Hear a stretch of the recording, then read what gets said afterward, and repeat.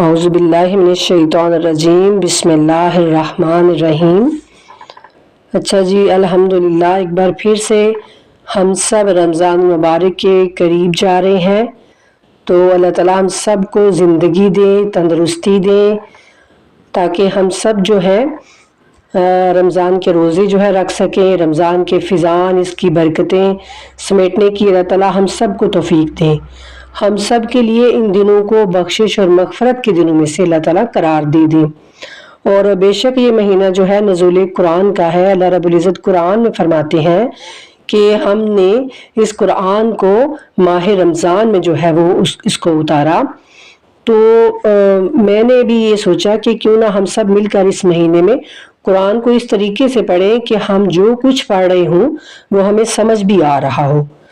تو اس لیے میں یہ چاہتی ہوں، میں نے یہ سوچا ہے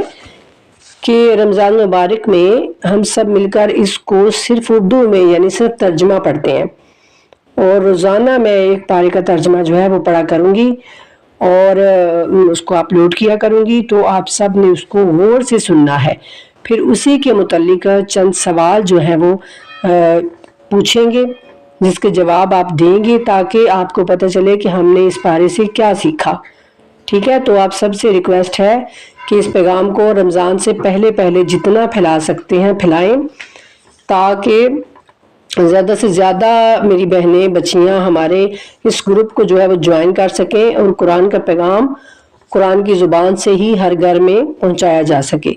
تو اللہ رب العزت ہم سب کی نیک توفیقات میں اضافہ کریں اور ہم سب کی مشکلات کو جو ہے وہ آسان کر دیں، اور اس قرآن کو سمجھنے میں اور اس پر عمل کرنے میں اللہ تعالیٰ ہم سب کی مدد کریں۔ ٹھیک ہے، تو زیادہ سے زیادہ جو ہے اس کو پھیلائیں آگے سے، تاکہ رمضان کریم تک جو ہے وہ زیادہ سے زیادہ